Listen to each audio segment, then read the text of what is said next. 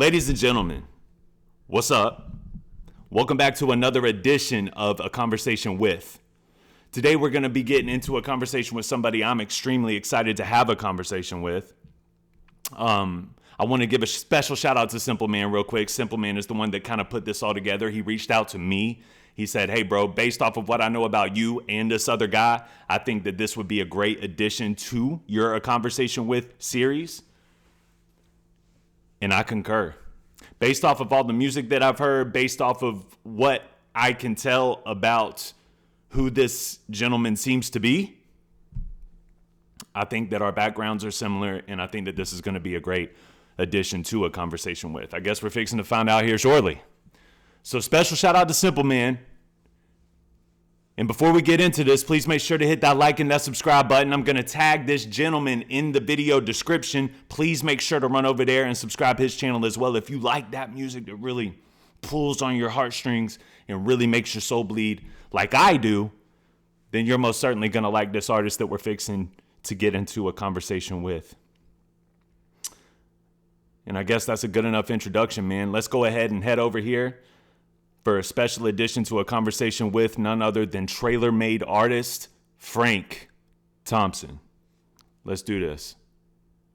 What's good, Frank? How are you, bro? Oh man, I'm good. I'm chilling, man. Just finally getting my day settled up. It's Sunday. It's gloomy. It's Yeah, gloomy. So yeah, we went to the I went and caught the season opening. I'm an OU fan, man. So we went to the OU game last night, watched OU and Illinois State. yeah. My Football boys season getting looking back good. going? Yeah, that's hmm dope. That's good. Bro, I love football. I love football. I love college football, man. College, especially Me out too. here. So like Oklahoma, we just got, you know what I'm saying? Mm-hmm. We just got a national championship. Yeah. But before we had the Thunders, bro, we ain't never had no professional team, you know what I'm saying? So Mm. around here it's college football, man. You got the Sooners, you know what I'm saying? You got the OSU Cowboys in Mm-hmm. Tulsa, we got TU. So, but I mean, where I'm from, bro, everybody I know we say we Sooners. You know what I'm saying? This is Mm-hmm. this is we bleed crimson and cream here, man. Yeah. So That's how we are here too, man. yeah, Well, I got my yeah, Braves yeah, hat on, but I'm a Bulldog fan, bro. I'm a Bulldog fan. yeah. Hey, so it's simple, man, bro. So Yeah, I know. so it's simple, man. And Yeah. my brother Dirty, he's 100% NFL. You know what I'm saying? He's a Bucks fan, and Yeah. so on Saturdays I talk shit to Simple Man. On Sundays I talk shit to Dirty. Yeah. On the low, I'm a little bit of an OKC fan too, bro. Me and my wife used to love it when it was Kevin Durant, Westbrook, Harden, bro. That Bro, team was I reckless. I remember we were like 2 or 3 seasons in, and Hmm. we made it to the playoffs, and we got beat by the Mavericks that year. But it Hmm. was you should have seen the buzz around Tulsa, the buzz around Oklahoma. It was our first few years of having a professional team. We're already in the playoffs, bro. Yeah. There was a little pop-up tents of people just on every corner in Tulsa selling Thunder shirts, Yeah. it was all blue and orange all through Tulsa, all through Oklahoma, dude. And that's like when the fever of having the team hit, Hmm. because like I've always been a basketball fan. I was always a Jordan fan, right? I Hmm. followed players, not so much teams. Like when I Facts. was a kid, the first set of sneakers I got was the AI threes, right? Nice. Big Iverson fan, bro. Yeah. Duncan, like I followed players and not so much team. But when we got a team, like then I started, and then when we had that playoff run where we ended up losing, from that point I was just invested. I was like, Yeah. hell yeah. I did they had a local thing here, and we'll get off basketball in a second, but we had a local Yeah. thing where they put it on the news whenever the Supersonics were moving from Hmm. Seattle to here. Whenever Right. they were moving, they put it on the news, and they were like, they're gonna do a like Oklahoma got to pick the basketball name. They gave us three options, and I think it was like the Okay. Twisters and something else stupid, and then the Thunders. And so Yeah. everybody casted their vote, and I voted Yeah. for the Thunders, and Thunders won out by a lot. So That's hard. I didn't know that. That's super dope, yeah, bro. That they let the city choose. Y'all, yeah, Oklahoma City fans are rowdy. I see them I see them on like I was watching y'all in the Pacers this year, bro. I was like, those fans are so wild, bro, in the best way. But um, loud, bro. I wanted to talk to you a little bit, man. I went through your catalog, and I like everything, bro. Like my whole purpose over here, if you don't know, is like I really like. I know there's a lot of reactors out here to talk about like bar breakdowns and the structure of rhyme schemes, and then there's like reactors that just kind of say "woo," you know what I mean, and that's it. I'm more about talking about like the feel of the record, and I like it when it like if it makes your soul bleed, you feel it in your heart. That's the type of records that I like the most. And one record of yours that really stuck out to me, bro, was Verdict. Can you tell me a little bit Mm. about that record?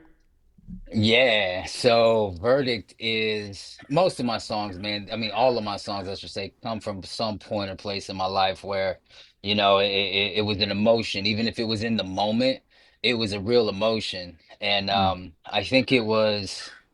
I'm not sure the date, but we had a massive trailer made show down in Florida in Brooksville. So we were driving to Florida, and I go to church, man. I serve at my church here in Tulsa, dope. and I'm a part of a men's ministry. And and the thing is, I have a pretty rough background, right? Been to prison, drug addict, everything, and so it was through my social media, you know what I'm saying? I'm doing these shows and I'm hanging out with the guys and whatever. And I had a friend I had a guy that I know. He hit me, he sent me a message and he was like, "Hey man, just so he was like, if you're a image bearer of Christ, you shouldn't be doing this, you shouldn't be saying that, you Mm-hmm. shouldn't be doing da da da da."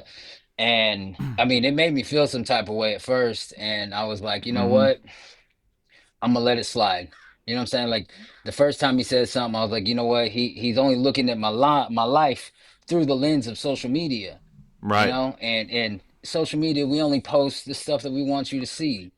That's Right. just how it is, you know? And so I let it slide, and then a few days later he sent me another message and he was like, "Hey man, this might have came off a little different." And he's like, "I didn't mean it any kind of way." He was like, "But that," and I was like, "Okay, well everything you Mm-hmm. said before the but, Right. it don't matter." I And like that. yeah, and so I just told him as about as polite as I could. I was like, "Man, we all on this journey, you know what I'm saying? Like, and some of us are some places where some aren't." Mm-hmm. I said, if you would have caught me about 3 or 4 years ago, I'd have robbed you walking out of that church. You know what I'm Mm. saying? The same church Right. that we go to together, I'd have robbed you. You know what I'm saying? Right. And wouldn't have thought a second about it. I said, you looking at my lens through this social media thing, and you're trying to tell me that I'm not this child of God, I'm not this image bearer of Christ because of what you believe that should be. I was like, that's not how this works. You know what I'm saying? I'm a firm believer that the Bible, scripture, the 12-step program, all these things that are Mm-hmm. meant for us to be better. I'm a true believer in that these should be looked at like a mirror and not binoculars. You know what I'm saying?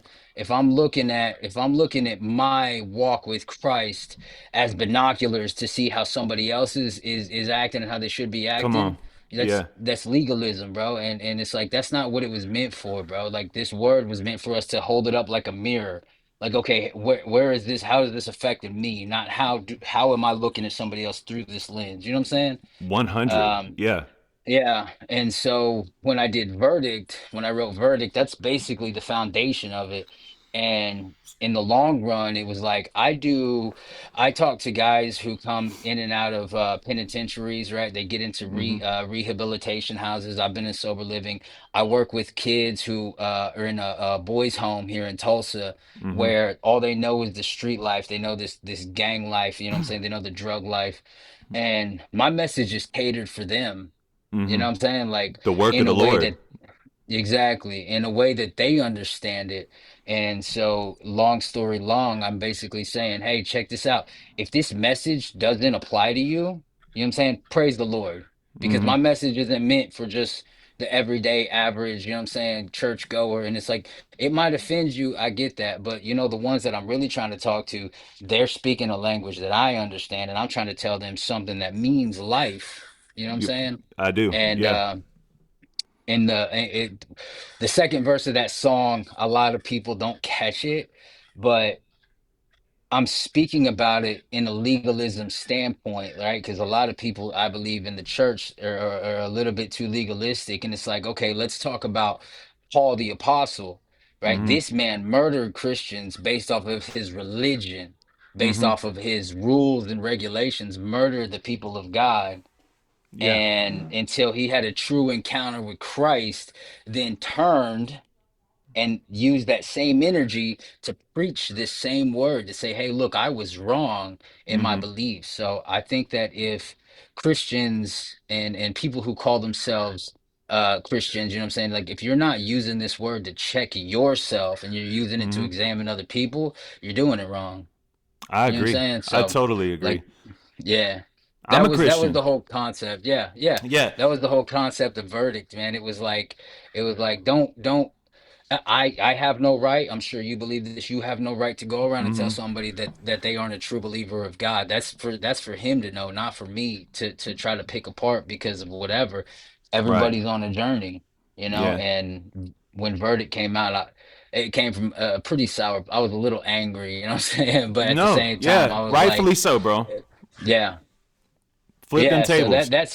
yeah, yeah, for real. Yeah. That's kind of where that came from.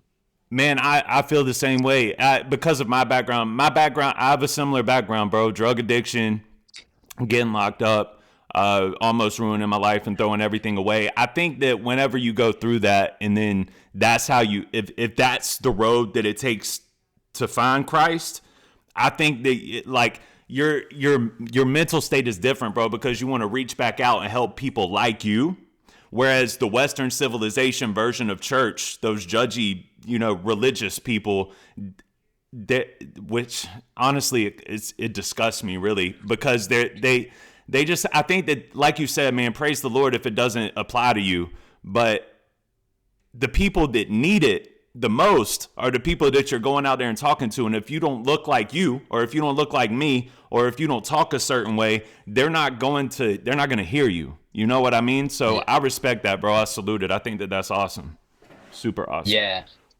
Yeah, man, I was told kind of early on, so like I spend a lot of my time like in my personal life, I'm invested into some like a lot of my I say this all the time, my closest friends that I have aside from my label mates, I have about six or seven older gentlemen who live in this area down the way from me, and all of them are 60s and 60s plus, right? The oldest guy there, he's almost 90. He's got 50 years of continuous sobriety.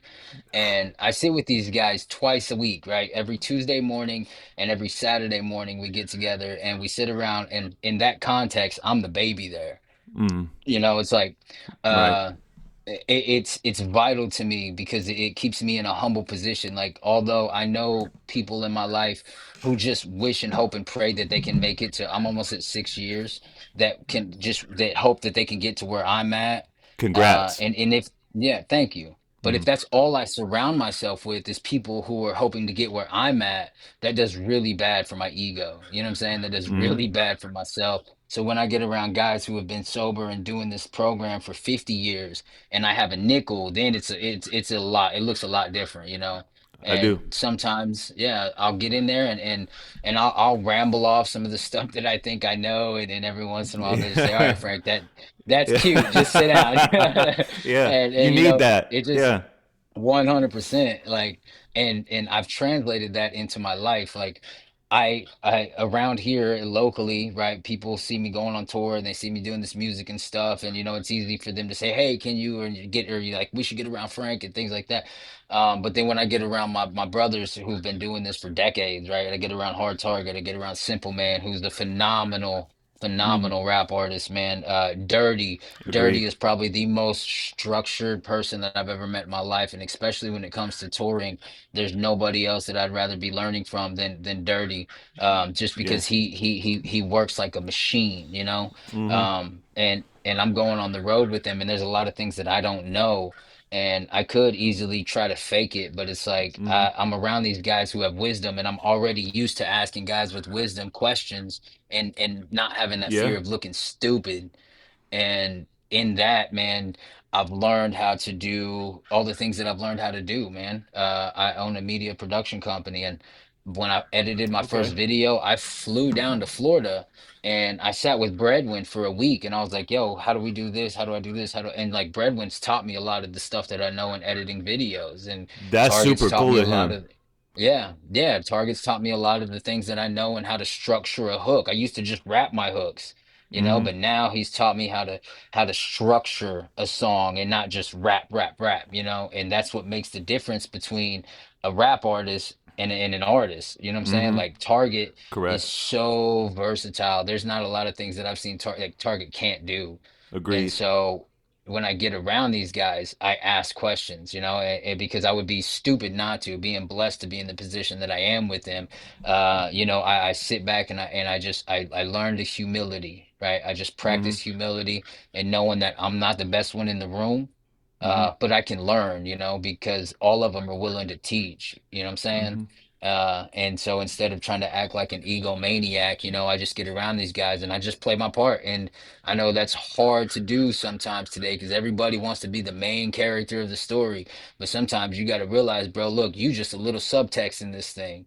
It might not be your time right now, but if you're too busy focused on how am I going to be the star in this moment, you're going to miss the lessons that could easily be taught. Yeah. So humility is something Dropping that I've jewels. I've yeah. No, So for real. humility is something that I've learned. Like, I'm not a humble person by nature. I'm not. I'm always thinking of Frank 24/7.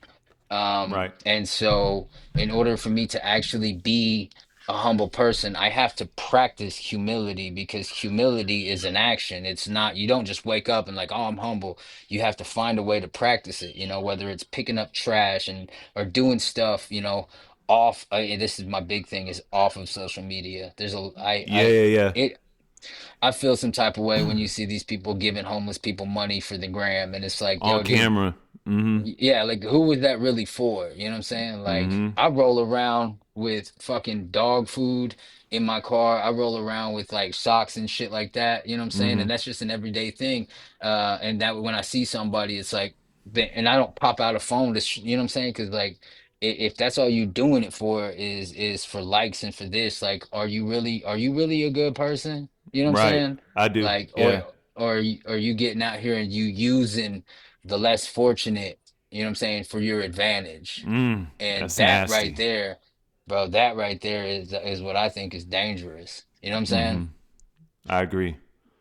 Walk me through walk me through your rock bottom, man. What did your rock bottom look like? What was your drug of choice? So I was an IV user, man. I shot dope every day. My drug of choice was your drug. Whatever you had on you, give it to me. You know what I'm saying? 100. Yeah.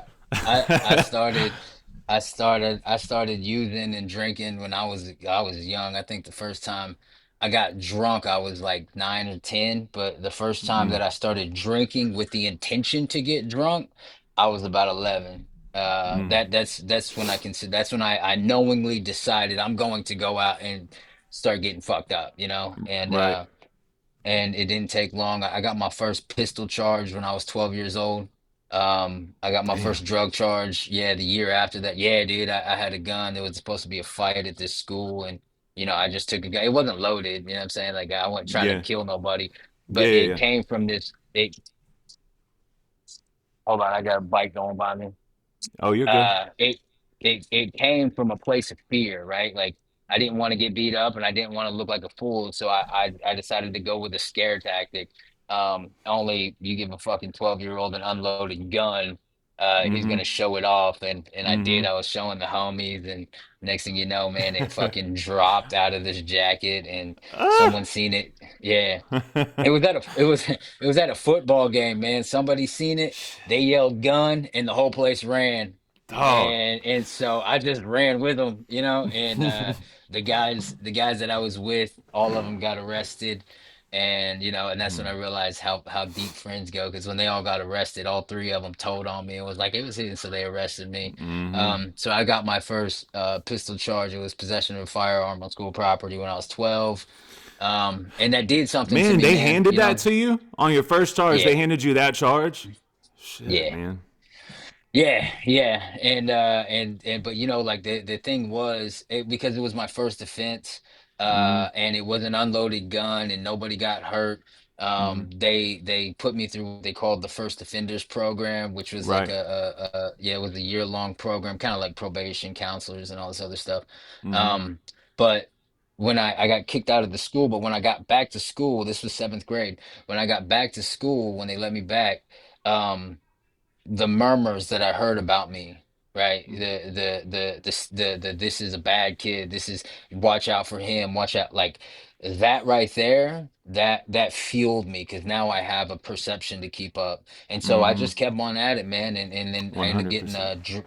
yeah, I got a drug charge that same day or that same year, and then the next year, I got another weapons charge, and you know, and they just sent me down this place where it was like, this is who I am. You know what I'm saying? Like I Mm-hmm. gotta uphold this because now I have a thing about me, and everybody wants to know. You know what I'm saying? Like everybody who wants something done or wants some kind of drug or wants it, they come to me, and although I don't know what the fuck I'm doing, I can't let them know, and so.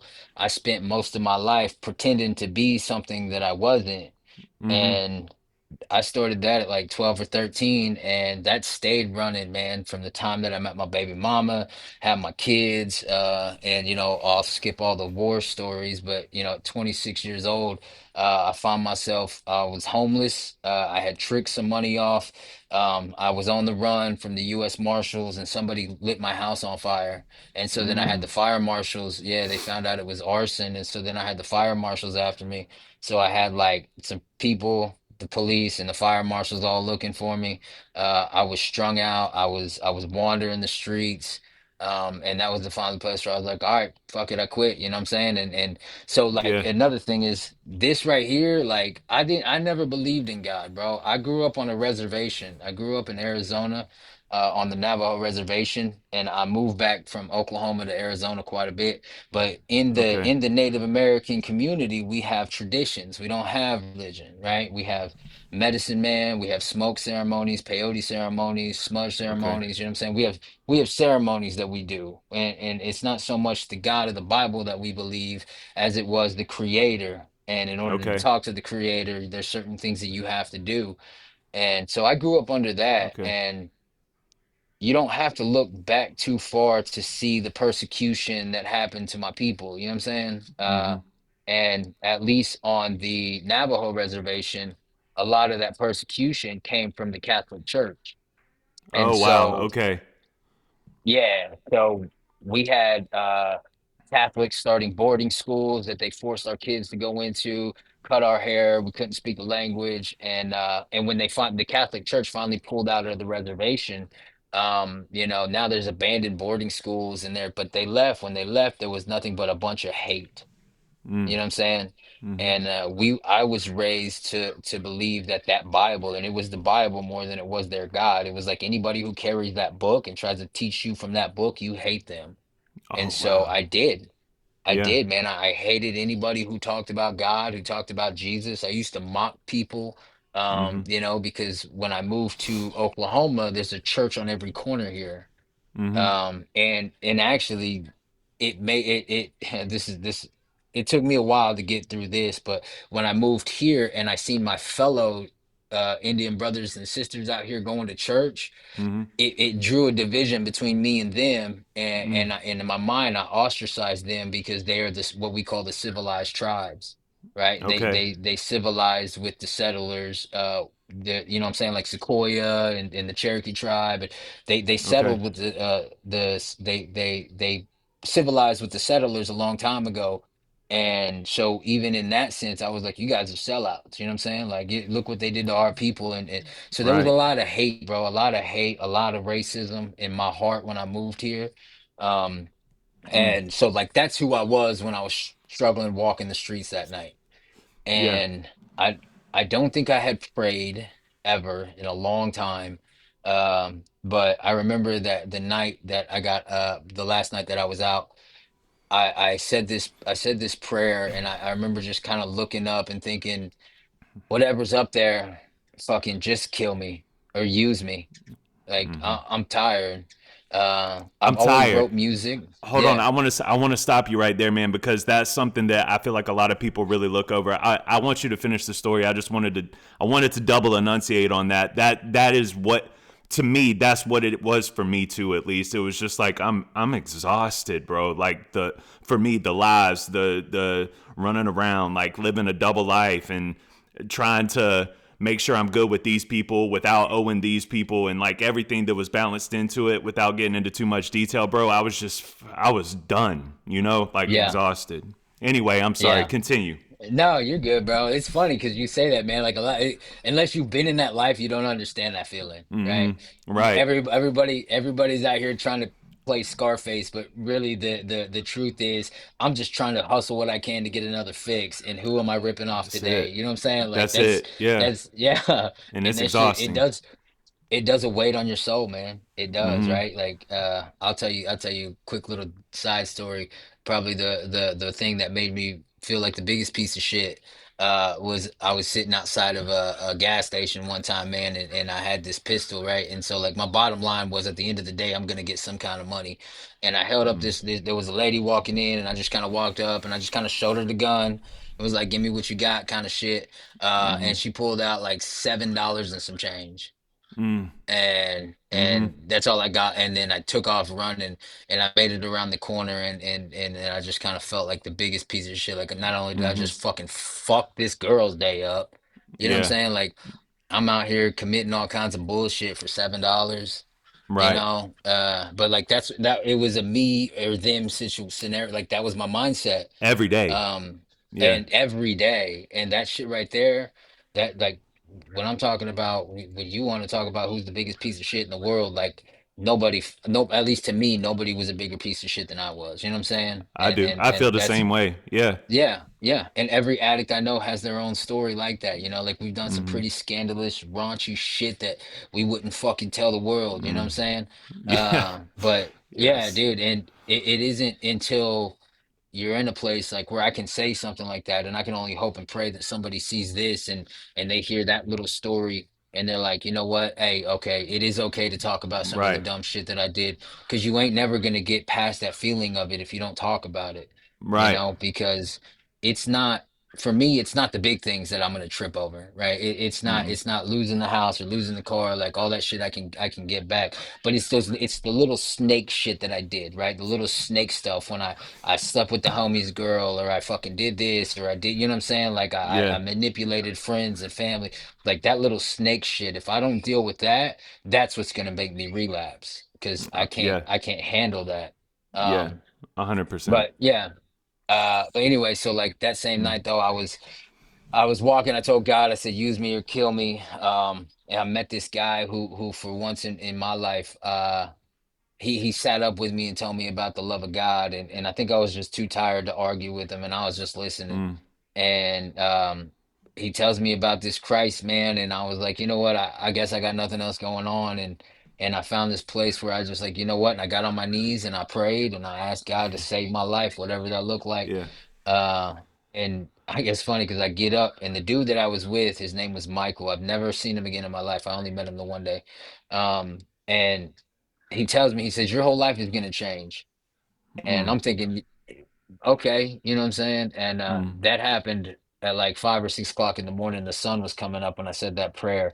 By the time the sun was going down that same day, I was arrested in my third stolen vehicle. I was already out on bond for possession of a stolen vehicle. I was already on a suspended sentence for grand larceny of an automobile and possession and some other shit. You know what I'm saying? And it's like, when I get arrested, I was like, I'm going to prison. Like, I'm out on bond for a stolen car and I just got popped in a stolen car. You know what I'm saying? Like this, it's a wrap. Yeah. And I did. I got sentenced to prison. But when I finally woke up in jail and I dried out enough, I remembered what this guy was telling me, and I found one of those little New Testament Bibles that they have in jail. You know what I'm Right. saying? And I just started reading it. I didn't know what I was reading. I was just started reading it. And the first thing in my mind that connected the dots for me was when they talked about how Jesus was from Nazareth, right? Like this Jesus is from Nazareth.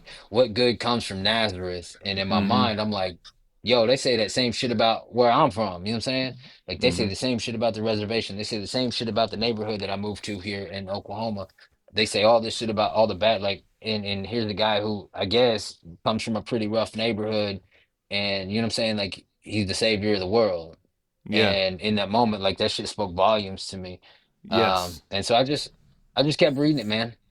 I kept reading it, and I spent my whole time in prison. the reading these Bibles and stuff, not really growing up under any pastor or nothing.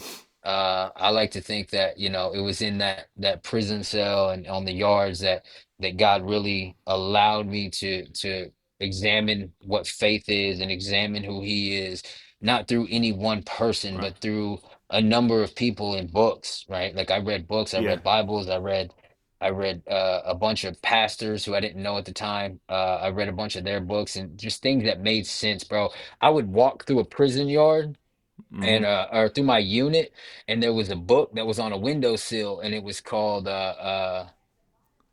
Not a Fan. It was by Kyle Idleman. He's a pastor out of Louisville, Kentucky.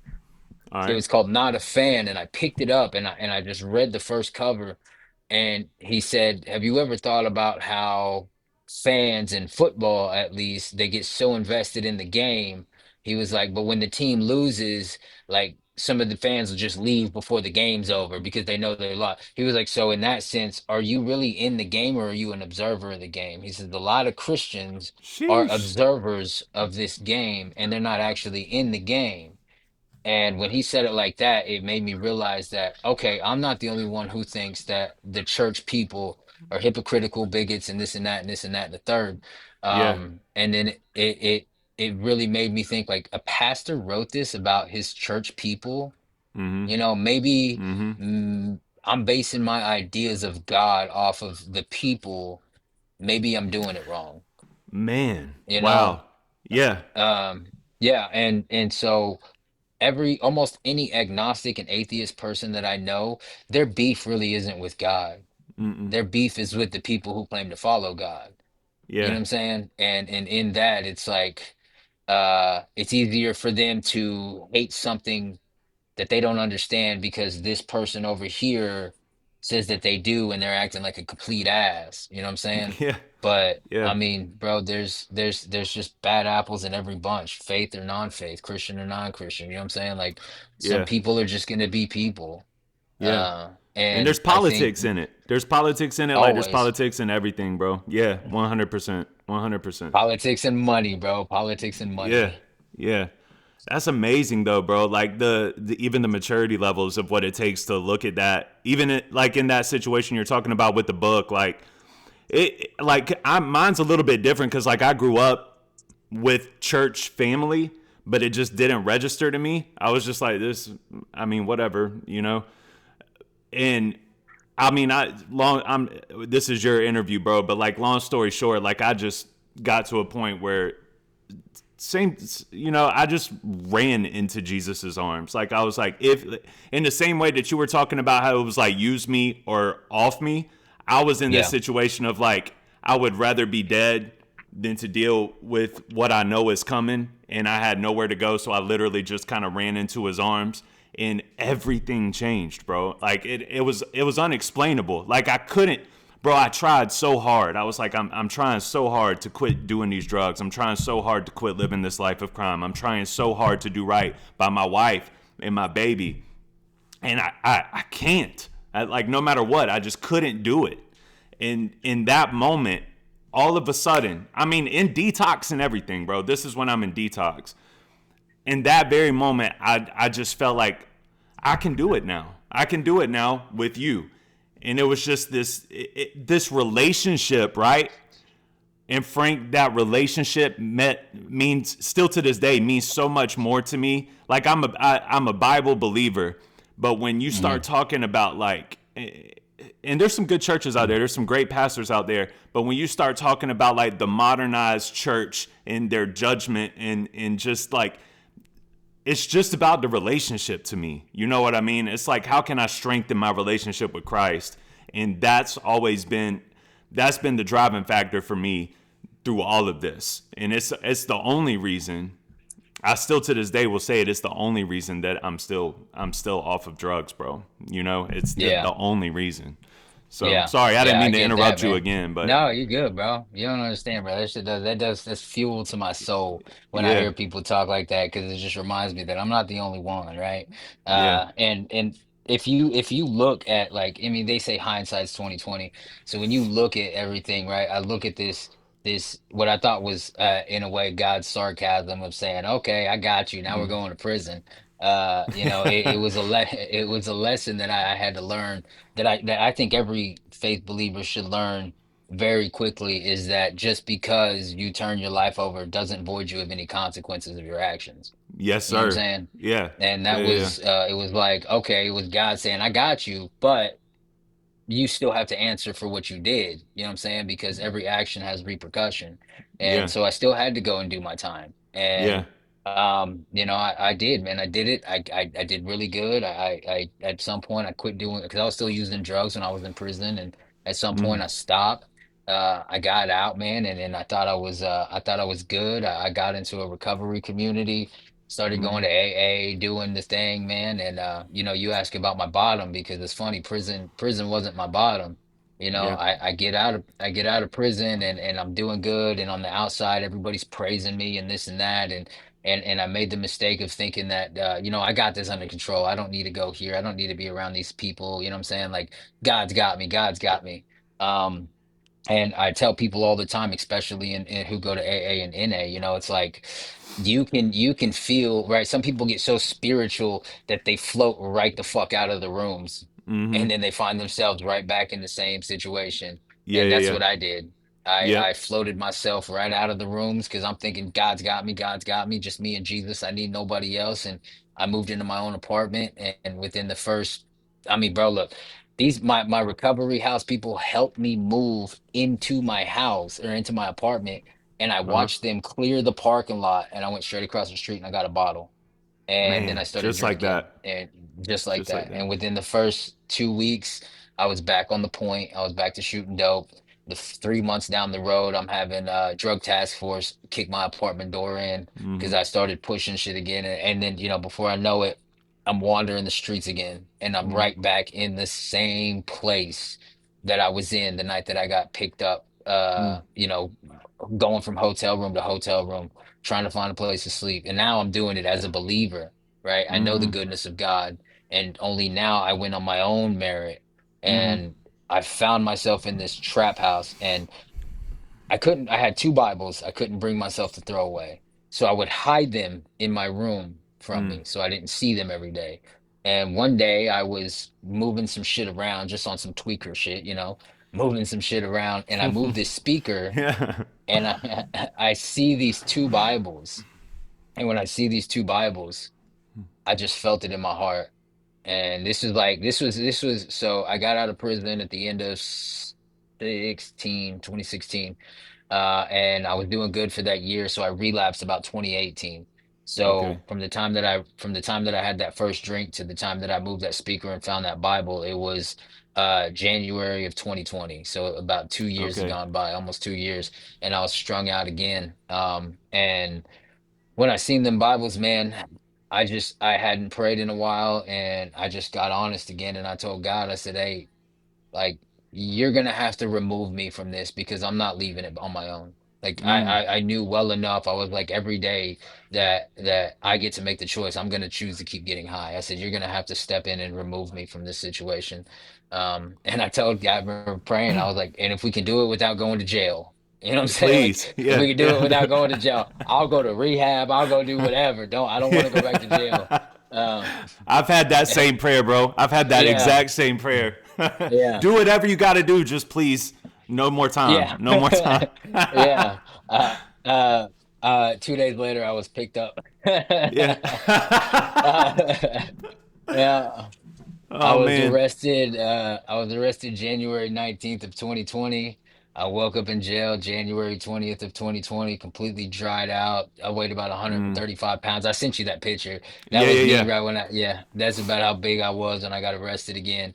And It's and crazy. January 20th, yeah, that was that night, the January 19th. So January 20th is my clean date. I haven't used or drank or smoked or done none of that since then. Man. I went to jail. I in the jail cell, in the county jail, I had that was my aha moment, right? That's my in the recovery community, right? The first three steps is admitting you're powerless, coming to believe, and then turning your will over. I did all that in one motion, right? I'm sitting in this holding cell, Me too. and right there I realized, it was like, you know what? No matter how. much I think I can handle my drink or whatever, drinking always takes me back to drugs. I never go straight to drugs. It always starts with a drink. I'm powerless when it comes when I take that first drink, everything on the other side of that drink is completely out of my control, right? So I'm in control as long as I am on this side of that first drink. And as long as I can beat that first drink, I'm okay. But You're the second cool. that I take Hmm. that first drink, I'm out of control and I no longer have my own power. And then I believe in a God. And then finally I just turned my wheel. I was like, whatever you want of me. You know what I'm saying? Back to doing this again. I'm no longer doing what I want to do. And in that first I was in jail for 3 months on some old fines and shit. And when I got out, um, I met a woman, older woman. She was teaching yoga to inmates. Right, it was the weirdest rehabilitation That is program. wild. But Yeah, that's pretty wild. yeah, I was one of the inmates that was in there, and he was talking. We were doing yoga and guided meditation, and when we were going around the room, she was asking everybody questions, and she got to me and she asked about my boys, and I said, yeah, I got 2 kids, and she was like, well, what's their names? And I tell her their names, but the whole time I'm like fighting back tears because I ain't seen my kids in two Right, right, two right. years or so, and she could tell that I was fighting back tears, and she looked at me and she said, the way that you feel right now is probably the way that your kids feel every day because they don't know where you're at. And bro, like a fucking arrow to the heart, right? I believe it was an arrow straight from the mouth of God that went through this woman as a vessel. As soon as that shit hit me in the heart, I fucking lost it again. I broke. And then she asked me, she was like, what are you gonna do? And I said, I think I'm gonna go to rehab. And she was like, I don't believe you. She was like, what are you gonna do? And she made me say it a second time. And the second time I said it was something. I was like, I'm gonna go to rehab. Yeah. And she was like, okay. She was like, I'm gonna hold you to that. She's like, I'll make sure that when you get out, because she knew the judges and everybody in this little county I was in. She was Right. like, when you get out, I'm gonna make sure somebody's here to pick you up from the jail and take you straight to the rehab. So there's no fuck around in the middle. And true to her word, man, she made sure that I got to rehab when I got out of jail. Fire. All of 2020, I was in rehab. COVID happened. There was a whole bunch of people quitting and this and that. I wanted to so bad. And, but I just stayed the course. And she would write me letters while I was in jail and in rehab, just encouragement, little letters. She was always encouraging me not to give up because at the time I didn't have nobody. I didn't have my kids. I wasn't even with my old lady I'm with now.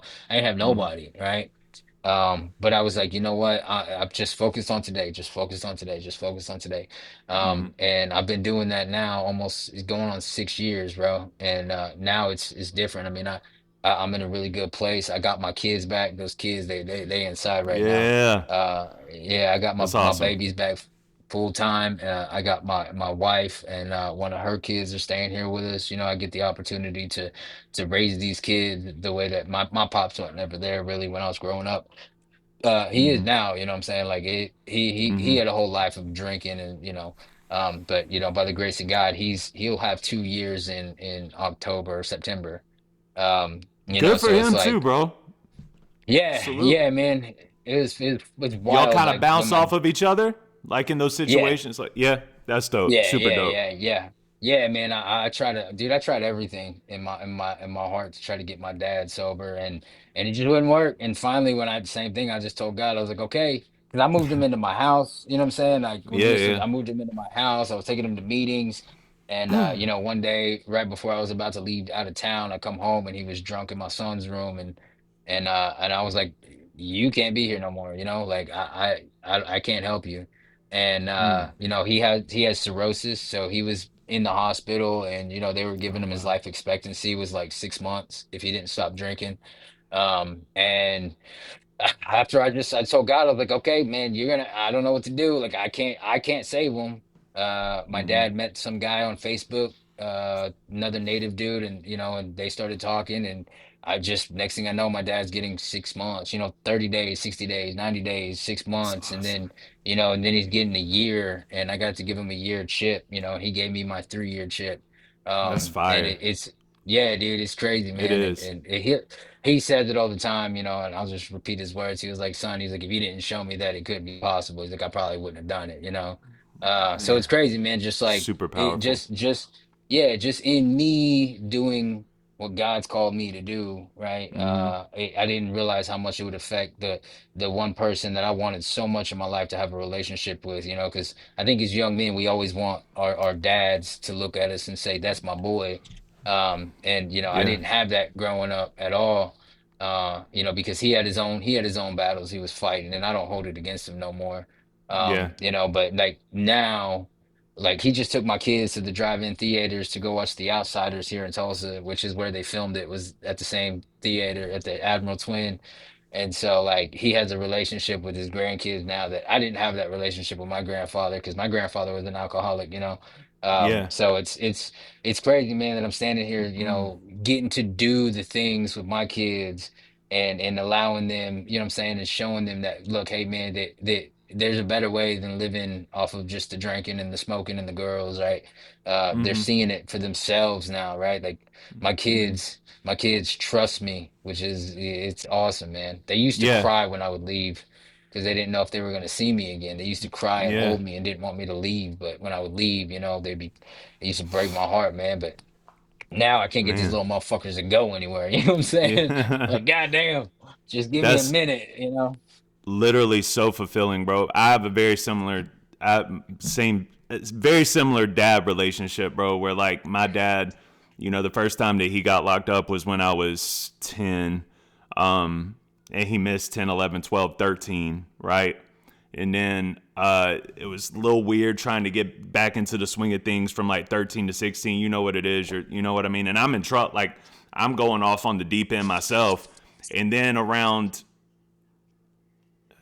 I guess it was around 19, 20, he got locked back up again. And I want to give my dad that same opportunity of like, just I forgive you. I'm cool. I just want him to be with his grandkids in that same way, man. So that's very fulfilling to hear. You know what I mean? And Yeah. inspirational. That's awesome. Yeah. Man, when I had to work through some of that shit, because I mean, I ain't gonna lie, I'm just probably just like every other little fucking privileged ass American kid out there, bro. We gonna blame Yeah. mom and dad for something. But when I was locked up, I was actually I was in a holding, or I was in I was in a SEG unit when my youngest son Jax was born. I got to Mm-hmm. get out of the hole for 15 minutes to call my baby mama who had just had my baby. So like I wasn't there for him when he was born, and I missed so many birthdays and Christmases, and I've had so many jail Thanksgiving dinners. It's fucking stupid. Yeah. And so when I really looked at my life and all the times that I blame my dad for not being there for this or for that, or it's like, well, I wasn't there for my kid, you know what I'm saying?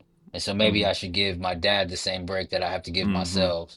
I like And that. when I realized that, you know what, he's an alcoholic, I'm an alcoholic. If Right. there's anybody who should understand him, it's me. And Mm. for me to sit here and throw rocks at the fact that, this and that, the old shit, it's like that's first of all, it's not fair. It's not fair to him. Mm. You know what I'm saying? It's not fair to me. But also, I believe that once you have children, your mom and dad issues should get dealt with, right? Because like if Yeah. not, you're gonna project it onto these kids.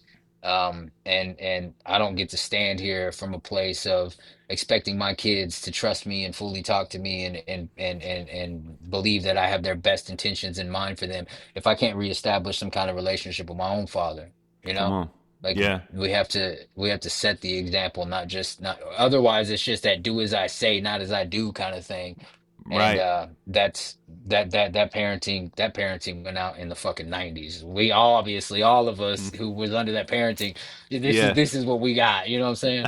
That's So true. That's very true. I believe that if you ain't setting an example and trying to find some place to, I mean, even if it's not for your own kids, bro, like I said, I work with kids from the ages of 13 to 17 that's in a group home, right? And all of them got stories way worse than mine, man. I hear some of these kids' Mm. stories and I just want to rip my fucking skin off, bro. I want to get angry, I Mm-hmm. want to yell. But I also, like as I'm there for these kids, I also learn that it's like somebody told me this. It was a guy who told me this. I won't take his saying. He said, if you're not discipling the youth, if you're not discipling young children, then you don't get to fucking sit here and complain about them. You know what I'm saying? Mm. Like it's like Yes. if you're not gonna get out here and try to make an impact and make a difference, then you don't get to sit on your couch and bitch about what these kids are doing Come nowadays. on, You know what I'm bro. saying? Yeah. So it's Yeah. like when he said that, I was like, okay, my mission now, you know what I'm saying? I always thought my mission was to help alcoholics and drug addicts, and in a sense it is, but these kids, man, these kids that I work with, they think that what I do is just the coolest shit in the world, right? They Yeah. they like that I make music, they like that I go on tours, they like that like and I've been to prison and so when I sit up and I talk to them, I'm not just a guidance counselor, I'm not just another, Mm-hmm. teacher or a fucking staff member who's trying to, tell them like I'm somebody that they look up to.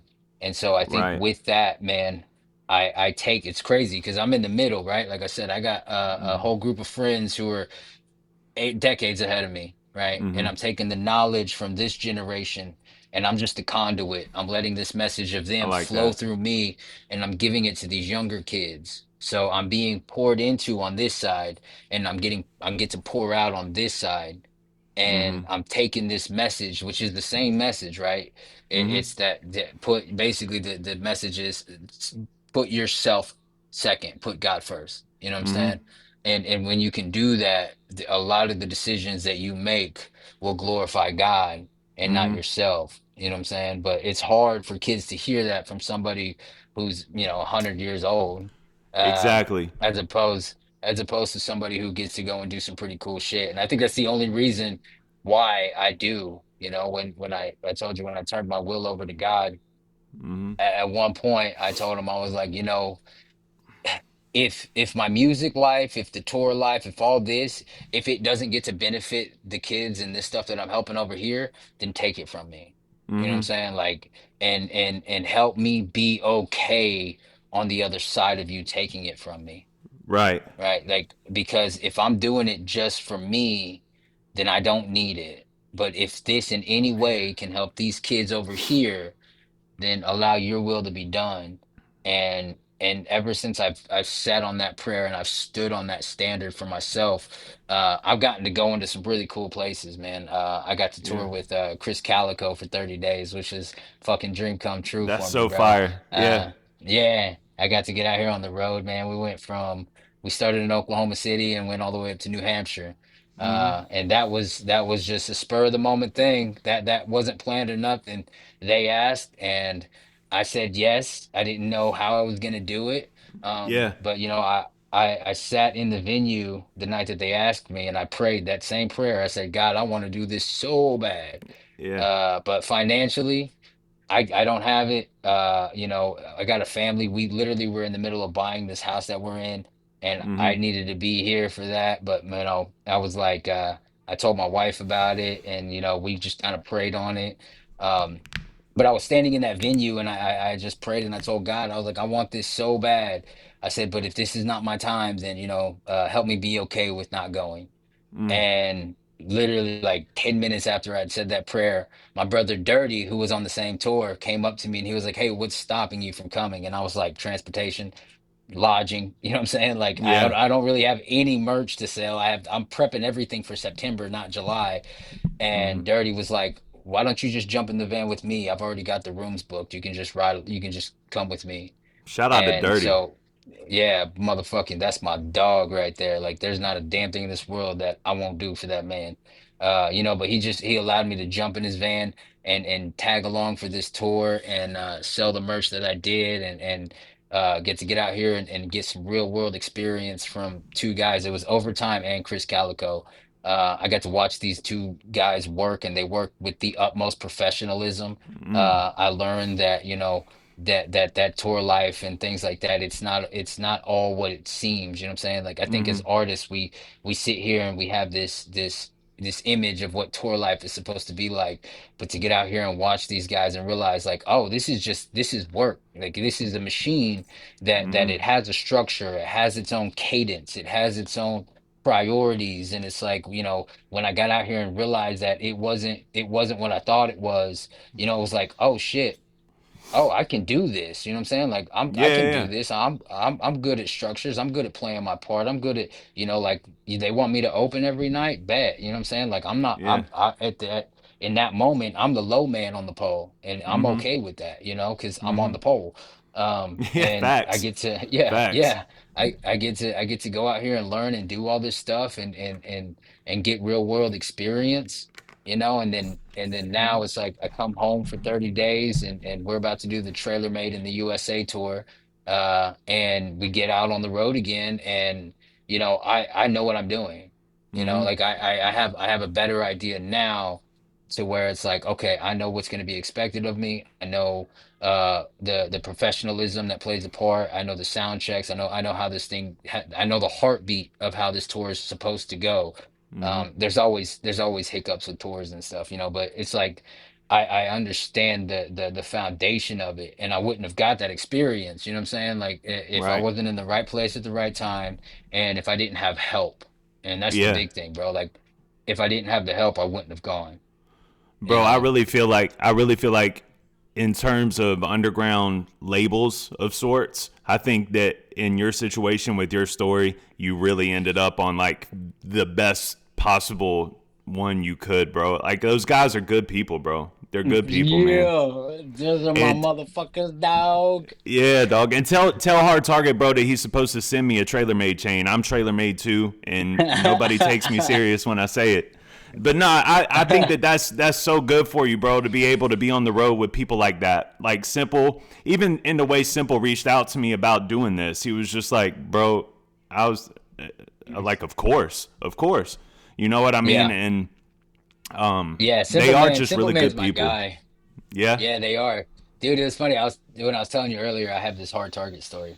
And it's how I met them. So I was Oh, like, good. I was gonna ask that. So yeah. awesome. Good. Yeah, post COVID rehab, right? I get out of rehab. I'm out of Yeah. rehab for maybe 6 or 7 months. Mm-hmm. And I had a friend of mine who had a local show in Tulsa, and he was like, "Hey man, why don't you come and do this show?" And I was like, "Okay, bet," but I got a curfew, right? Like I was still in a place Mm. where I had a 9 o'clock curfew, and so I was like, Okay. "I'm gonna have to go first." And Yeah. he was like, "All right, bet." So I get out there and I do my thing. And you know, this is like I said, this is before Target, this is before all them. So I just get up there and I just Mm-hmm. rap, right? Like, but there was somebody in the crowd, and his name was Derek, and he was Okay. like, "Hey, man," he owned a weed farm out here in Oklahoma, Okay. and he was like, "Hey," he was like, "I have a friend of mine. He goes by the name of Big Buzz." He was like, "He'll be in Arkansas."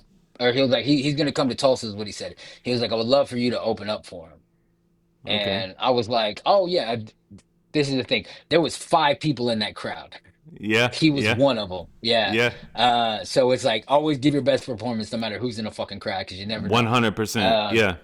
and so he was one of the 5 people that were there, right? And so he tells me, "Hey man, you know, Big Buzz is coming. I'd love for you to open." And I was like, "All right, bet. Just send me the details."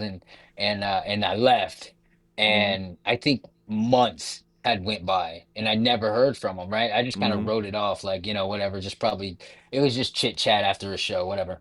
Right. Um, and in the same at the same time, as I was working on some things, I had a problem with social media because social media and women was like shooting fish in a barrel. You know what I'm saying? Mm-hmm. And I was feeling my addiction through women. And I remember even in that moment, I was like, okay. And my biggest excuse was I have to keep social media because who's going to hear my music? Yeah. And so it was like at one point I was like, okay, you know what? Social media is being a problem because I'm not using it like I should be using it. I'm using the music as an excuse. So it was another one of those things where I was like, okay, I'm gonna get completely off of Facebook, off of Instagram, off of everything. God, if you want this music to go somewhere, you can do it. I don't need to do it. And so I did. I got off social media and I was off social media for like 2 months, 2 or 3 months. Not worrying about Facebook or nothing, not worrying. And I had just gotten a job and I was working this job. And like 3 months down the road, that guy calls me. And I don't remember giving him my Yeah. number. Yeah. But he called me and he was like, "Hey man," he was like, you remember that show I was telling you about Big Buzz?" And I was like, "Yeah." He's like, "Well," he was like, "They're playing. Do you want to open it?" And I'm like, "Yeah, when? You know, when are we doing this?" And he was like, Yeah. "Tonight." And I was Oh like, wow. "Okay, where?" Yeah. Yeesh. He was like, "Where?" I was like, "Where at?" And he was like, "In Mountain Home, Arkansas." And I'm in Tulsa. I'm like, "I don't have no way to Arkansas." And he was like, "Oh no." He was like, "I got a bus. I got a driver. they're gonna pick up Big Buzz and some guys in Tulsa at the airport, and they're gonna drive to Arkansas. You can just jump in the bus. All And I was right. like, okay, cool. So I meet up with this guy, and turns out he's not even going. He had somebody else, and so I jump in this van, and we go to the fucking airport. We pick up Big Buzz, Cryptic Wisdom, Big Buzz's old lady at the time, and then we picked up Hard Target and Breadwin. And Oh so I wow. have, yeah, I have no idea who these guys are. I know who Yeah. Cryptic Wisdom is because Yeah, there's of not, you course. know what I'm saying? Yeah, I yeah, knew yeah. who Cryptic Wisdom was. Anyway, so like we drive all the way to Arkansas. I'm in the back of the bus. I'm sitting on this cinder block because they didn't have a back bench. So I'm sitting on the cinder block. I'm riding in the back of this van bus thing, and we get all the way over there. We get into Arkansas before they even ask, like, who's this guy? Like, who are you? They thought I worked for dude on the weed farm, and I was like, no, man, I'm an artist. He seen he wanted me to play a show, and they were like, you rap? And I was like, yeah. And they were like, you're opening the show, and I was like, oh fuck, they didn't even know that I was supposed to open until we got into Arkansas. That's wild. And so we get up there and we play the first night, and I get up there and I just do the same set that I did months before for this guy because I didn't have anything else. And I'm Right. playing it off of my cell phone. Oh And I get up wow. there and yeah, dude, I'm just fucking, it was all like Winging just it. fast rap. Yeah, just Yeah. winging it. It was all fast rap. And I get up there and I do my thing. And as soon as I get off stage and I go backstage, Hard Target and Breadwin are the first ones that come to the back, and they looked at me and they were like, what the fuck was that? And he was like, we thought you were rapping over backing tracks. And the thing was, it was all just instrumentals that I had. I didn't have no backings, no hooks in it or nothing. And so I'm just rapping for 15 minutes. Bro, And it's, salute. Salute. bro, I started recording songs on cell phones, right? I would just play a Yeah, beat yeah, on yeah. YouTube and record and have my phone set up, and I would just record. So I never had I never had hooks. I didn't know nothing about music production. I would just rap over beats. So I had done it Right. 100 times. And so when Yeah. they seen it, like Target came up to me and he was like, there's somebody else that went on after me, and he just looked at me and he was like, yo, that person has to follow that. How did that make you feel? You know what I'm saying? Yeah. And I'm just like, Yeah. and That'll so feel that good. was Yeah. it was, bro. We did 2 nights. We did a Friday night show and a Saturday night show. So that was a Friday night show. Saturday, I wake up and actually let me back up. Right as we picked him up from the airport, the first thing that Big Buzz said, he was like, "Where the cocaine at?" You know, and Yeah. he was joking around, but in my mind, I was like I'm Yeah. fucking Yeah. yeah, I'm like 7 months, bro. I'm 7 months clean and sober, and now they're talking about cocaine, which I love cocaine. You know what I'm saying? I Yeah. ain't never met a motherfucker who don't like cocaine. Yeah. That's Um, facts. and so we do the show, everybody's drinking, everybody's having a good time. I was like, I got to get the fuck out of here, right? And so they had a lady who was shuttling us back and forth to the venue and the hotel, and I had Googled AA meetings in the area, and I they had one the next morning at like 8 o'clock in the morning, and it was at some church. And so the lady who was driving us, I asked her, I said, hey, do you know the name of this church and where it's at? And she was like, why do you want to go to that church? And so I just told her, I was like, look, I'm an alcoholic in recovery. um I need to go to a meeting because I don't know if I can do a second night, you know what I'm saying, in a row where everybody's drinking. Like I just need to go to a meeting. Turns out she had a husband who was in AA. She was in Al-Anon, and Oh she was wow. like, I know where it's at. She was like, I'll be here in the morning to pick you up to take you. Oh wow. And so yeah, I woke up Saturday morning. I went and had some breakfast, and I sat outside, and this lady picked me up and took me to a meeting. And by the time I got back, somebody gave me a ride back. They were all looking for me because they were wondering where I was at. And so I just told them, I was like, cats out the back. I was like, I went to an AA meeting this morning. And they were like, what? And I was like, yeah, I'm in recovery. I'm an alcoholic, and I don't drink, and I went to an AA meeting because, I just needed to go to one. And there was some jokes about it and whatever. And we do the show the second night, and and then we all come back to Tulsa that Sunday. And on we get to Tulsa right before we dropped them off at the airport. Uh, Target and Breadwin were like, "Yo, you don't drink and you didn't drink. You know what I'm saying? Like you say you're sober and you stayed sober. When there was another guy on tour who said he was sober, but you know what I'm saying? Like he was whatever. But it was like I made this real effort even though nobody would have known, to stay true to myself. And Target and Breadwin seen it, and they were like, "That's the coolest shit in the world. Why don't you, when you get some time, come on down to Florida, man? We'll make some music, we'll shoot some videos." And they offered me to come down there, and so I was like, "Okay." And so I flew that same year. I flew down there, and it was the first time I'd ever been out of state, because I'd always been in prison or on paper or something. It's the first time I seen the ocean. I went to Florida. I got to see the ocean. I'm That's sitting on wild. this yeah, I'm sitting on this ocean dock deck thing, and I'm looking at the ocean, and I thought, holy shit, like I get to do this for music, not because I'm on vacation. Like it was the coolest thing. Yeah. And as I was flying down, Hard Target and Breadwin basically just told everybody, because I didn't know them at the time. I didn't know Crown. I didn't know Dolph. I didn't know Juice. You know, rest in peace, Juice. I didn't know Yeah. these Rest in guys. Right? peace. It was my first time meeting them. But basically, they just told everybody, "Hey, this dude's coming down here. He'll be here for a week. He doesn't drink. He doesn't smoke. We're not gonna do nothing. We're just gonna work. We're just gonna make music. You know, whatever. Go out and eat." Um, and so Wow. they basically, yeah, they told everybody, "Hey, look, for this whole week, this guy's coming down here and he doesn't do this, so we're gonna respect that, right? And we're not gonna get fucked up and you know, whatever." And like Yeah. this is he let me stay in his house. He let me, crash at his house for the week. And we just worked on music. That's where Stranded came from. I'm Good came out of there, Covered in Blood. Yeah. Like that first week that I was there, Spaz was the first song that I ever recorded with him. And Yeah. so we like that whole first week, when they did that, like I didn't ask them to, and they didn't have to, right? Right. It's their house, they could do whatever they want. Of But course. just out of the respect for me and my sobriety, like they cleaned their own house so I could come and hang out and make some music for a week.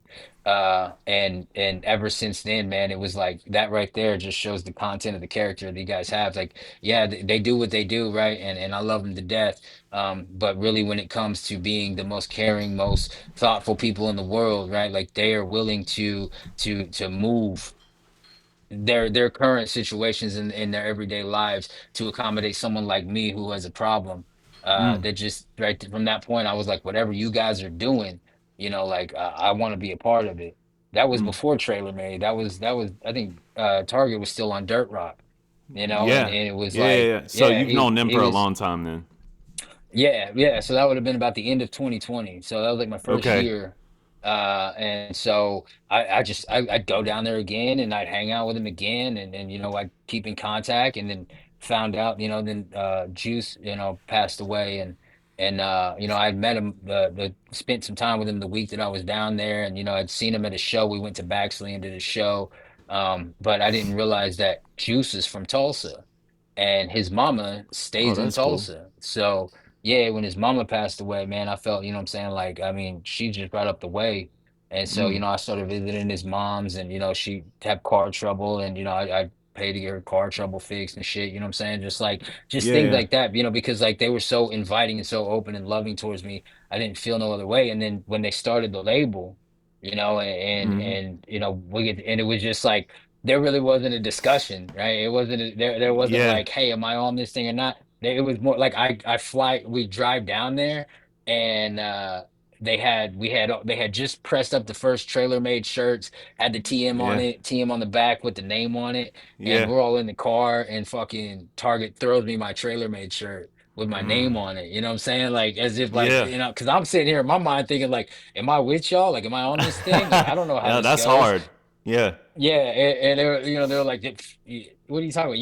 You didn't ask, you know what I'm saying? Like, you belong here, from that point forward, man, it's that's all it's been, Bro. it's love, man, Yeah. and That's that family right stuff right there, there, bro. That's family yeah, stuff. And yeah. I So mean, there's not, I grew up on like, I don't know, bro, Shady Aftermath G Unit, like that 2000 to 2005 Shady Aftermath G Unit where they were like tight knit, like family. Like M made all the beats or Dre made all the beats and all these different, like Lloyd Banks would rap on Eminem beats, Young Buck would rap on Eminem beats, and when they needed features, they would just do it in house. And I've told Target before that I like TraylorMade is reminiscent of that to me because you guys seem tight knit like family. So that's Yeah. super cool to hear, bro. Like Yeah. lets all the Yeah. fans know that it's real. Yeah, everybody has their own thing that they bring to the table, man, and that's what makes it so unique. Is like not one person's like the other. You know what I'm saying? You can't Mm-hmm. say that a dirty or a fucking simple man or a bread sounds like Target and vice versa. Everybody has what they bring to the table, and it's so unique. It's so versatile. My brother Crowny Gambino, man, that's my dog. You know what I'm Mm-hmm. saying? Like everybody has their own thing that they bring, and that's what makes it. That's what makes it a family, right? That's what makes it trailer made. There's no other way to put that. And Yeah. but like it's funny now though, because like I tell that story and Yeah. that was the one that was my one. You know what I'm saying? Like that was my one time. Yeah. Because now when I go down there, these motherfuckers is like, Frank's here, they throwing me keys, you know what I'm saying? They're Yeah. like Yeah. Yeah. Yeah. designated, we got a designated driver, and now these Yeah. motherfuckers doing whatever they do. And I'm just we did that when we went to Nashville. They had invited us to Nashville, and they're like, "Hey, we're going to be in Nashville. You coming?" So I drove to Nashville, and as soon as I get there, they're like, "Frank's here," and then like Target Yeah. throws me his keys and shit, and so like now I'm driving Yeah. around Nashville, all these drunk motherfuckers, That's you know? amazing. That's amazing though, and they Yeah, trust you in that way in the same way that you trust them, bro. That's really yeah, dope. It's a really dope chemistry that y'all have, man. It's special. I've told Simple the same thing in my conversation with him, where I was just like, and the moment right now of Simple and Target and what they got going on, bro. I've told both of them, man, bro. embrace it, enjoy it. Y'all got something special happening right now, and just ride the wave and work hard. You know, Yeah, bro, they're killing it, man. They're killing it, dude. I'm telling you, man. Like I didn't realize like when he did that blasphemy track, that motherfucker bro, slapped, dog. The yeah, first time I heard it, bro, the first time that I heard it, he had sent it over and I listened to it and I was like, yeah, that motherfucker gonna have to go run and hide, dog. Like yeah, that and and when I hear it coming out of the Target, like he's the most like, I mean, if you get him the wrong way, that motherfucker will eat you alive. You know what I'm right, saying? But it takes a lot to get him there, right? yeah, I mean, it just comes with just being a shitty person. If you're a yeah, shitty person, like he'll let you know you're a shitty person. yeah, And that's what yeah, I love about everybody. They just wear it on their sleeves. They're like, you know what? This is who I am. That's how you want to be? Cool. You know what I'm saying? We're gonna call it like we see it. We ain't here to fucking, yeah. try to pump up some shit because you got whatever. You know what I'm Yeah, saying? no, it's Uh, super respectable too, yeah. man. It Hey is. man, it was crazy. I had somebody from my high school call me, and somebody I ain't talked to in a Yeah, while. They were like, "Yo, what the fuck is Trailer Made on?" Because like fucking Target yeah, hit him, and then like the next day, fucking Simple Man hit him. It was like a yo, 1-2 punch, and I was like, I'm getting phone calls, and I'm like, I don't even know these motherfuckers. You know what I'm saying? Like, yeah, I ain't yeah. never met Upchurch in my life. I've only met ACal one time. Like, I don't know Adam's them well good enough people to call too, them my seemingly. friends. Yeah, Yeah, yeah. I mean, I met him. We had a conversation on a front porch one time, but there was so much going on that day. So I was just like, hey man, that's cool. Yeah, I got to introduce myself. yeah, But other than that, like I don't pretend to know these guys. Like I have no idea. I don't know them in their daily lives. I don't yeah, know if yeah, they recognize me on the side of the street. But I do know bars and I know fucking yeah, rap and I know battle yeah. rap and I know that when Target let loose, I was like, yep, Bro, I think it that was. motherfucker. Yeah, it was. It's my favorite. I'll say this because Hard Target himself said comparison is the thief of joy. So I don't want to compare it to anything, but bro, it's my favorite diss track to go back to. Like whenever I go back and listen to these joints, Blasphemy is my favorite. Yeah. I like High Ryan a lot too, bro. Simple went crazy on him as well. They Dude, did. my They went nuts. fucking that Blasphemy is dope, but the one he did, what's it called? Revelation, I think.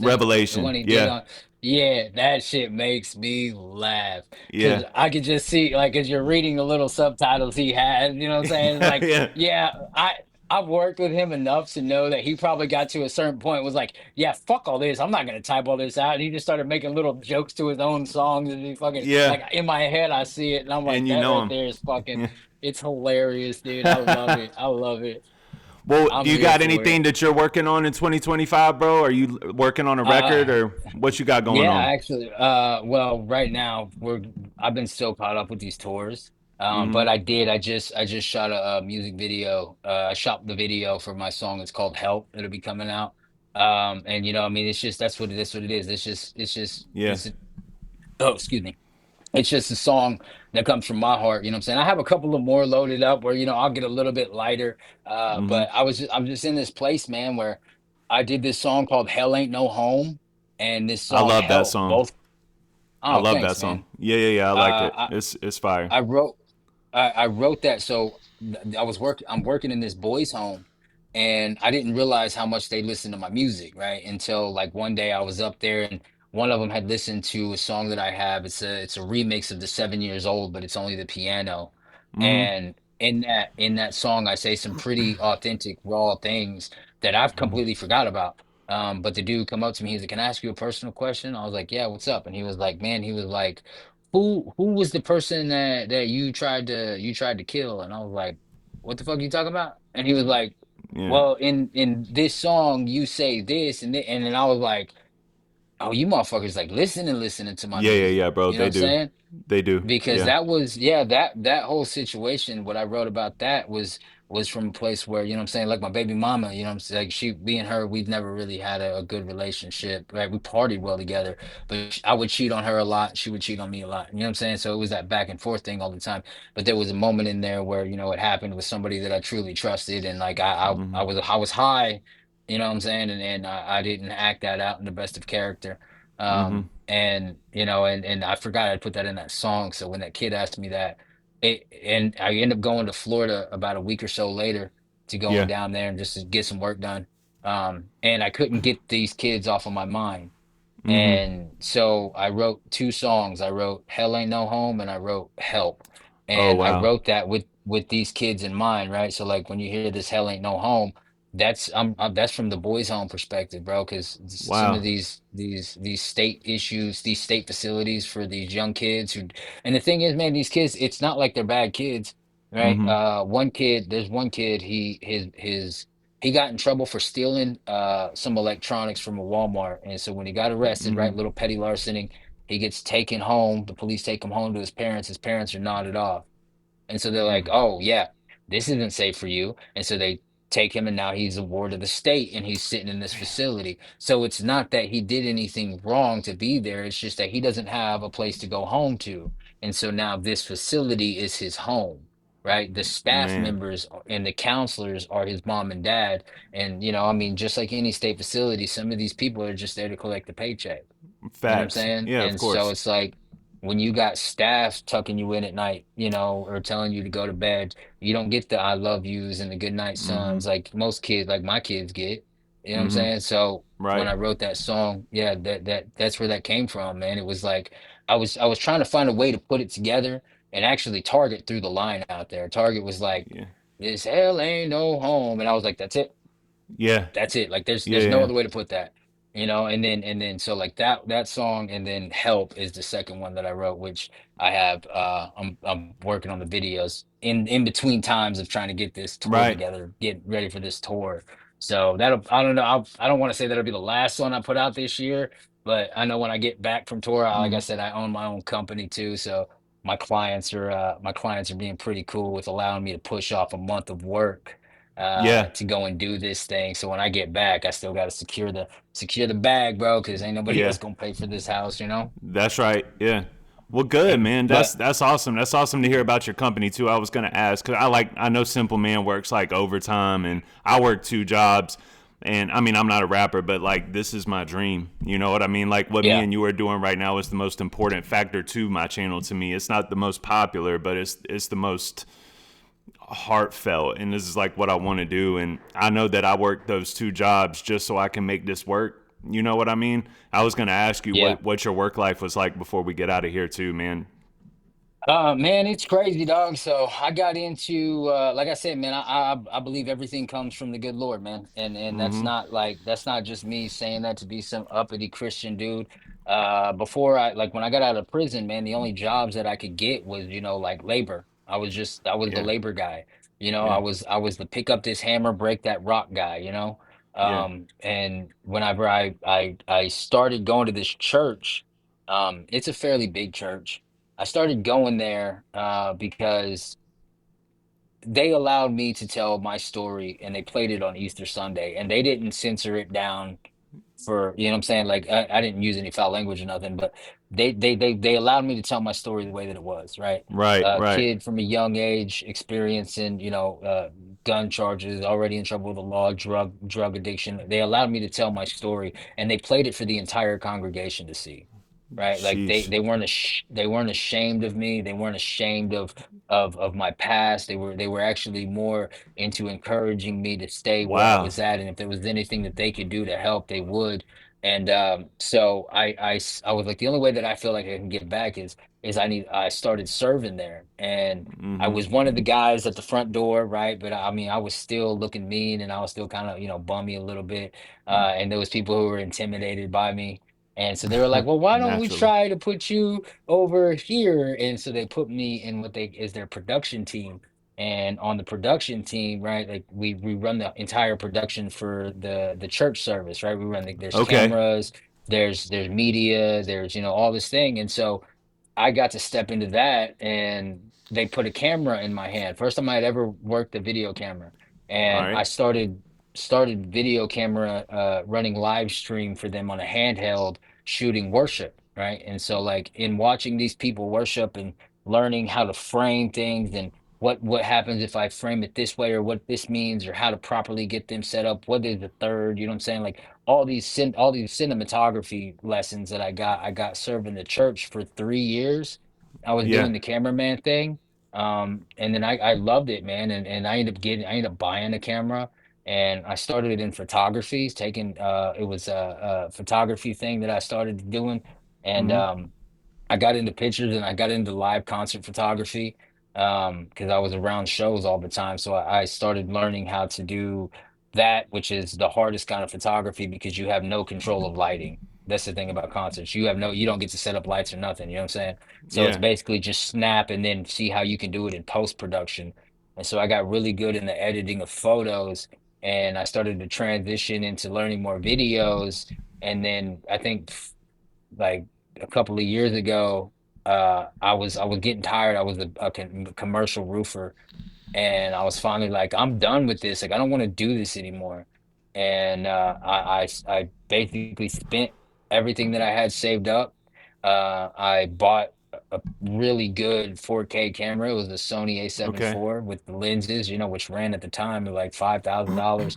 Bought the Okay. laptop, bought, what I'm saying? And then spent my first year trying to really understand video and editing and things Mm-hmm. like that. And then eventually got a friend of mine who owns a tattoo shop here in Tulsa to let me come and do some work for him. And through that, met another person who was a business owner, that met another person, met another person. And it started to pay off. It started to pay more. It wasn't paying as much as commercial roofing, but like I said, man, I got my wife. She was a gangster, bro. When I quit my job, she basically carried us while I tried to get the learning curve of this media stuff down, Oh, that's throwing fire. everything I had into it. Yeah. Yeah. And then over time I just started building up a couple of clients that became friends. And now like I own it's just Frank Thompson Productions. But if you look at it, the whole thing, Okay. it's a Cool. Cool. camera, Cool. but inside the camera it says FTP, you know what I'm saying? Yeah. Which I thought was hilarious. Yeah. But it was my little pun. Yeah. So, but I kept it, and then I started my own production. And I think last year, this is my first full year under my own LLC, working as a production company. So Very it's cool. yeah, I do. Yeah, I'm a freelance videographer. I do like I work with Okay. a medical company. I work with a dog training facility. I work with a chiropractic company office, and then the tattoo shop, and then freelance work here and there. Which really helped pays the bills. I just landed a plumbing company, so Awesome. that's kind of yeah, man. Which is dope, man. I mean, I get to not so much make my own hours, but I mean, I'm at the mercy of all my clients. I thought starting my own business meant I get to make my hours, but I went from having no bosses or one boss to having like fucking five, Yeah. like Yeah. that's the Yeah. thing. Yeah. But I love it, man. I love it. I love video editing. I got into it, man. I fell in love with it, and I've just been kicking it doing that, which is kind of what pays the bills, you Yeah. know. Well, it's good to be So able to do what you love to do, man. That's awesome. It is. yeah. Is there anything else that you want to get off your chest, bro, before we head out of here, man? No, man, I think I covered a whole lot, man. I'm just, Yeah, I mean, I always end anything, just encouraging people, man. Anybody who sees this who has a problem with drugs or alcohol or women or pornography or any of that, bro, because that's another thing, man, that's kind of a touchy subject for people, you know what I'm saying? But it I mean, is. just full transparency, man. The pornography and the women were there way before the drinking was, you know what I'm saying? And I Yeah. think in a society today where it's kind of like, glorified, you got, easy access to all this stuff. People don't realize the depths of that Hmm. thinking have a hold on you so it's like, man, reach out for help, bro. Reach out for call me. You know what I'm saying? I'm sure you're gonna tag me in this somewhere. You can fucking Yeah, I anybody can will. reach out to me. Yeah. I stay trying. I never believe that, you know what I'm saying, like any one person is the answer, right? But I do Hmm. believe that if you don't ask anybody, they're not gonna point you to the right somebody. You know what I'm That's all saying? right. That's right. And it's yeah, so it's like, man, don't be afraid to ask for help. If you really need help, you know what I'm saying? Quit acting like a bitch and just fucking just Yeah. ask somebody. Yeah. You know what I'm saying? Like Yeah. sometimes I that's like all a that. motherfucker needs to hear, bro. Just quit acting like Yeah. a girl, bro, and just ask for help. You know what Yeah. I'm Well, brother, saying? I am certainly inspired and encouraged by your story, bro. I appreciate you coming on my platform and sharing it, man. And I'm going to tag you in it so that everybody can go and watch your videos too. I mentioned that in the intro to the video before I had you come up here, man. But thank you. I appreciate you, man. And I appreciate your story. And same goes to you, bro. If you ever just need to talk or anything like that, man, you got my number. Hit me up, text me, call me, whatever, bro. I'm here for it. So I Oh really yeah, man. enjoyed this, I bro. will, bro. Yeah. Hey, no problem, brother, man. I appreciate you having me on, man, for real. Yeah, man. Thank you, Frank. Yep. I'll see Yep. you soon, Yep. God brother. bless. You too. Yes, sir. Peace. Thank you guys so much for watching the conversation with Frank Thompson, man. If that doesn't encourage you and inspire you, even if you don't deal with addiction and you haven't had a rough past, if that doesn't inspire you to just do better with your life, I don't know what will, you know. I really appreciate him coming up here, and I really want to shout out Simple Man. Genius idea.